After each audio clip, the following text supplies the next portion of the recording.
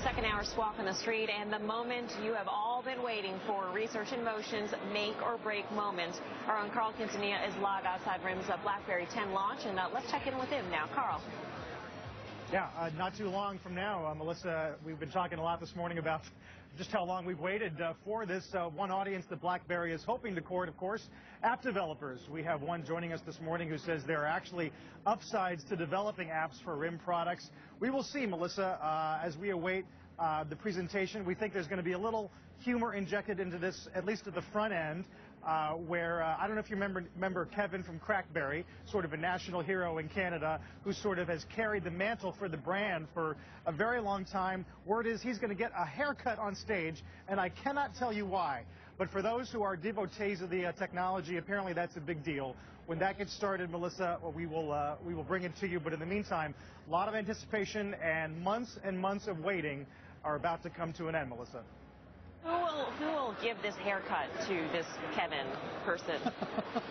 That's a good question. That's a good question. Thorsten Hines, of course, is here. He does have a master's in physics, which might help you give someone a haircut. But we will see. We will see. I think we're being joined this morning by Alex Moazed. He's the president and CEO of Applico, a mobile strategy company that has worked with companies like AT&T and GM. He joins me here today at South Street Seaport. Alex, good morning to you. You've made the point that for a long time, security has been the advantage. I wonder if it's still true today, if that is still going to be true when this product is launched. I think security has always been an integral part of what BlackBerry brings to the table, especially when they acquired QNX a few years ago. That was also an element of that acquisition, and this new operating system is built off of that same technology set. RIM app was actually the first app you ever helped develop, right? That's where Applico started, was on BlackBerry. Is this going back to 99? When was this? This was back 2009, so a few years ago. So what's your expectation for this today? I think there's a lot of anticipation, as you were just saying, built around this event.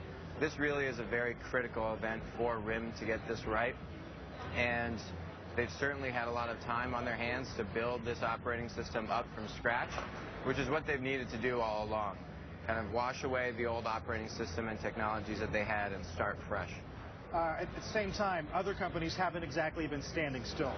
And I wonder, how much migration do you think there has been just in mind share, not just market share, but mind share, intent to buy, as Android and Apple have had this runway to themselves for a while? Android and Apple have had this run, and now you also have Microsoft in the game.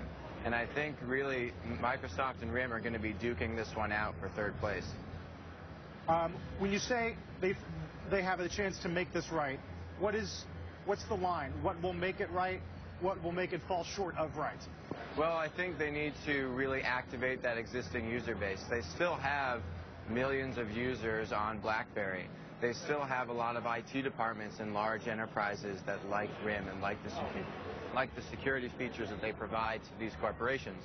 So you need to really embolden that core user base and then build off of that. Melissa, you got a question back home?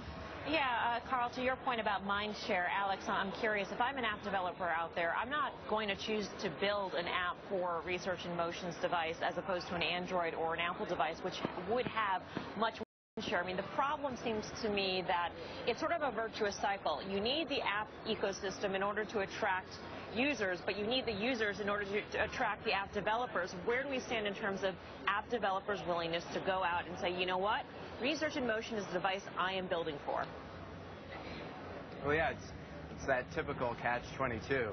I think that a lot of app developers are going to be looking very closely at today's event to see if a lot of the promises that RIM has been making over the past many months about what this new operating system is going to provide, all of the new features and capabilities of it, will really be held true. If that is the case, then I think that they have a promising start to try and rebuild that app developer community and start building their own ecosystem from scratch, because all the old applications need to be built around this new operating system of theirs. Yeah, one last point on that.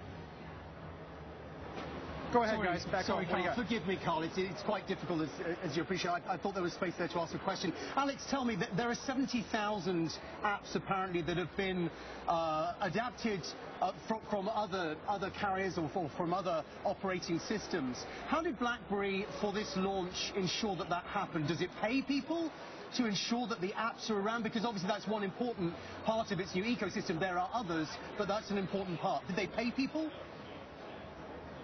I think there was a small stimulus payment of sorts involved in that, but I think that they did a number of events around riling up the developer community. And the other thing to keep in mind here is that you can make an app for this new platform with HTML, with web technologies. That's very different than iOS and Android, where you need to really be a software engineer. So they can appeal to a larger community of developers who know web technologies and can build applications on this platform. You've actually had in your hand some early prototypes of the 10, yes? Mm-hmm. Yeah. And your impression has been? I think that what we've seen over the past number of months building here, I think they're taking a lot of the right steps to get to this point. Ultimately, the pre-release devices and what they're about to launch today, we don't really know what will make it and what won't make it. Yeah. One thing that's at least getting some buzz is this notion of not having to go back to a home button, right? Or trying to make the home button seem technologically old, right? Where you can navigate between apps without going back to home base. Is that gonna fly, do you think? I think that's going to be really interesting to see how that plays out in the overall user experience. I also think switching between your personal and business modes in the phone will be interesting to see, as that again appeals to that enterprise, that IT department, that security element of RIM and what they offer. There's been all this discussion in terms of the enterprise of BYOD, right? Bring your own device. Mm-hmm. If you work for a company, you bring your own device, whether it's, by the way, we should mention, you might be hearing some applause in the background because the presentation is about to begin. But will corporations give this a chance? I think that they have a small window here to take that chance before a lot of these enterprise IT organizations have BYOD entirely in their organization. At that point, that leverage doesn't really remain much longer if everyone's just bringing their own devices in. We're joined this morning as well, not just by Alex, but Rob Enderle of the Enderle Group, president and principal analyst. He's a paid consultant to RIM, we should point out. He's used the 10, and he joins us here at South Street. Rob, good morning to you. Great to have you. Good to see you. What should people know about this? Because we're already getting questions. Have you held it? Have you seen it? I've got it in my bag. I just can't show it until after they announce it. What's it like? Well, it's a very elegant device. They've improved the keyboard quite a bit. It's in form and size, it's very similar to the iPhone 5. Very sleek, but it has some major advantages to it. For instance, it's got a replaceable battery, something that's consistent with RIM, long battery life. In fact, they'll show you some of the advancements of the battery in just a little bit. It's kind of like if you looked at the market and saw the problems with how the other phones were having and developed the phone against those problems. That's allowed them to do this. You know, Microsoft kind of did this with the Windows Phone 7. They looked back and said, okay, here are all the issues we had up until Windows Phone 7 launched, and they developed a new platform. Well, RIM's looked at the problems that happened after that and created a device that kind of addresses the new stuff we have with